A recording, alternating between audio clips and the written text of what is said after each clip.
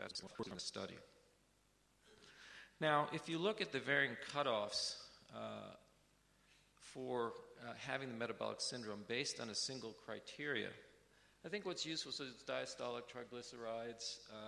It doesn't show up. This is fasting glucose. This is systolic blood pressure. This is HDL. And this is waist circumference. And what's interesting is rarely do you see a cutoff that so clearly defines affected or separates affected from unaffected as you do with the waist circumference. So if you exceed the criteria 88 centimeters, almost all these patients had the metabolic syndrome. Similarly, if you want to look at BMI, no one with a BMI less than 27 had the metabolic syndrome. Now again, I think that would be somewhat different. We know that you see higher rates of metabolic syndromes at lower cutoffs of waist circumference and BMI in an Asian population. This was predominantly a Caucasian and an African American population.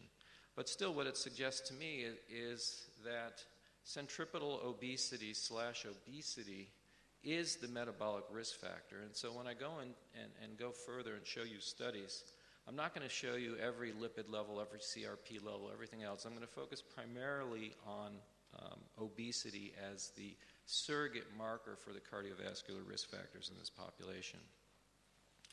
Now, one thing that we see is that cardiovascular risk factors cluster in these families. So we do believe that these families are enriched for both risk factors and, at least in the males, for events.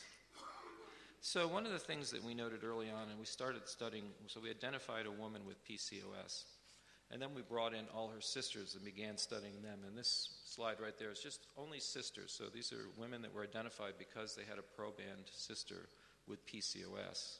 And we went in and phenotyped and then found that there were different phenotypes within the family, much like the varying criteria. There were some for PCOS. Some women had the full phenotype of hyperandrogenism, irregular menses, polycystic ovaries. Others had regular menses, normal fertility, lower weight, and just had elevated circulating androgens. And we found that within these families, that the hyperandrogen was a marker that correlated with metabolic dysfunction. So I can show you this data, and I won't go into too much, but for insulin resistance and for dyslipidemia and other cardiovascular risk factors cluster with high androgen levels in the females.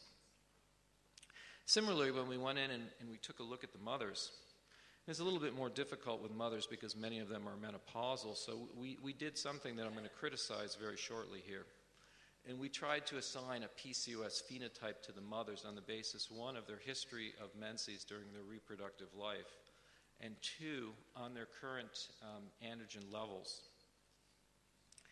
And what we found is that the mothers that were irregular, so suspected PCOS, had much higher evidence of elevated testosterone levels, of elevated glucose levels, of insulin resistance, and they also had higher LDL-C levels.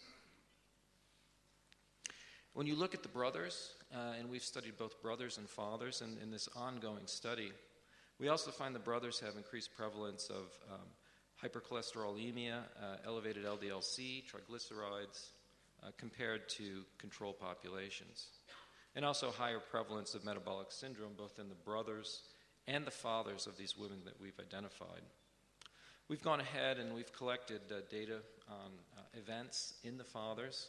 And this is primarily a young group. The mean age of the fathers in this study is about 54. And we find that in the fathers, there's about a twofold risk increase, both of heart attacks, and I won't show you the data here, but also of strokes. So these are events that have already taken place by a mean age of 54. And about twice our reference population, the NHANES, which is a systematic survey of the U.S. population. And interestingly enough, in the mothers, we do not find any increased event rates, either myocardial infarction or strokes. And I think that's consistent with, I think also what we're seeing with the daughters. And I think one of the big difficulty with having a lot of risk factors is the relative paucity of events that have been shown in studies.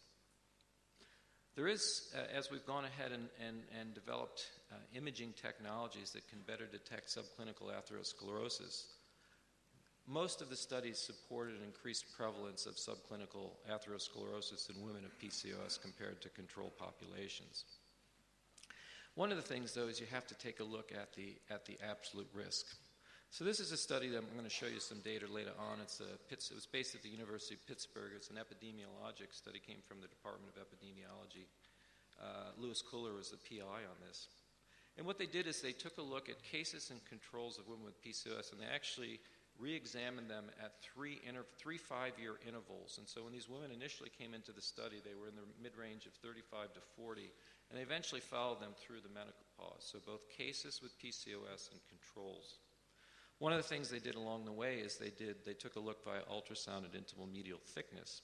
And they did find an increased prevalence in women with PCOS, especially as they went through the menopausal transition. But if you look at the absolute risk, so of an abnormal plaque index, is 7.2%.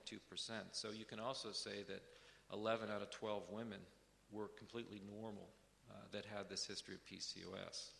Nonetheless, the incidence was markedly increased in women with PCOS compared to controls. If you take a look at some of the epidemiologic studies, and part of what I'm going to show you a bunch of epidemiologic studies, and what people are trying to do is there's been no, other than this University of Pittsburgh study I just showed you, in the U.S. there's been no prospective epidemiologic study of women with PCOS that has followed them through the menopausal transition. Instead, researchers go into existing databases and try and post hoc make a diagnosis of PCOS, either based on their report of their menses or based on their testosterone levels if they're able to measure that, and sometimes based on their own self-report of whether they had PCOS or not. And these studies fairly consistently have shown an increased incidence of coronary artery calcification, as in this ECAC study. And interestingly enough, the prevalence, and this was a pre-event population, matched that as the males in the study. But you can find other study, and again, to provide a balanced data, this was just a study from the Dallas Heart Study that a researcher pulled out the PCOS women, and in this study they had done both coronary artery calcification, and they also looked at aortic plaque formation by MRI, and they found no difference between cases and controls in this study. So now the big issue, what about mortality events in women with PCOS? I'm sure you all remember Cuba Gooding and Jerry Maguire. You know, he's always saying, show me the money. So I think that's the same thing when people start talking about cardiovascular risk. It's like, show me the events. Where is the data that says that these women have increased events?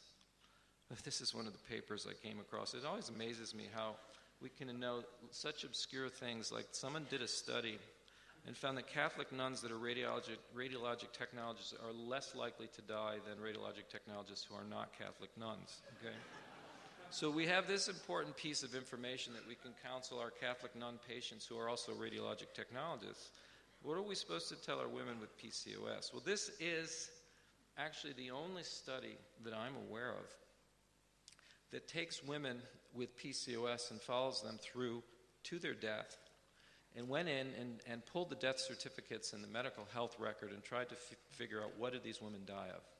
Now, part of it is PCOS, it's a diagnosis that's been aided by ultrasound, and in the past, prior to ultrasound, this diagnosis was made during a laparotomy, certainly up to 1970, where a woman underwent a wedge resection, and you all know the classic Stein-Leventhal syndrome, a syndrome that was both diagnosed and treatment was proposed for it. So they would take the women, open them up, and do a major wedge resection. And that's what happened in these women. And they went back to the pathology and confirmed that indeed that these women had polycystic ovaries on the histologic examination of the wedge resected ovary. Some people argue that these women were substantially cured by the surgery, because there's been good data to suggest that many of these women develop normal menses, normal fecundity afterwards as a result of the wedge resection. And so this really represents a treatment-biased population. So they took a look at the death rates in this group of women, so 800 women.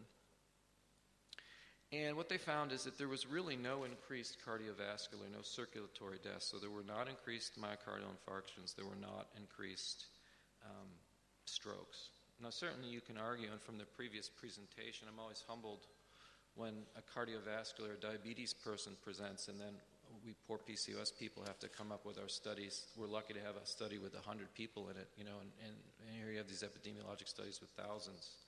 So you can argue there's really not enough numbers in here to really detect circulatory deaths. But no increased mortality. This is again from the Nurses' Health Study, and since I'm not in Harvard, I can express some concern about the Nurses' Health Study, and a lot of their findings have not been validated in prospective trials. For instance, every benefit to a vitamin or nutrient supplementation has never been validated in a prospective trial. The other problem in the Nurses' Health Study, look at hormone replacement therapy. It was tremendously beneficial to the nurses in the Women's Health Study, but of course when we did the WHI, we found out it was overall harmful with increased mortality. So there's a certain selection bias to this study that I think we have to acknowledge before we place too much emphasis on their data. So they went in and they took a look at just on self-report of menses. Now, unfortunately, they did not have any, from their questionnaires or from their serum, they did not have the ability to identify women who had irregular menses due to hyperandrogenism, or women that had irregular menses to other reasons. And certainly, one of the things you have to consider in nurses, highly educated, competitive women, is the hypothalamic amenorrhea, so a hypoestrogenic cause to their irregular periods. And that's certainly one of the critiques of the study, is that perhaps the fact that they found, as I'm going to show you, that irregular menses was a marker for cardiovascular events, that we don't know that this was necessarily due to polycystic ovary syndrome as opposed to hypothalamic amenorrhea and hypoestrogenic conditions. So enormous amount of data in terms of people years. And I think, again, why this is an important study, and don't leave here thinking that I don't think this hasn't influenced the way we think about polycystic ovary syndrome, because what we found in this study is what we look for with any sort of intervention or association. Is there dose-response association between menses and cardiovascular events? And yes, there was, and it became statistically significant at the irregular and very irregular compared to very regular and regular. You can see the stepwise increase. Similarly, they looked at the known risk factors they had for cardiovascular disease, and what they did see is they saw a stepwise increase in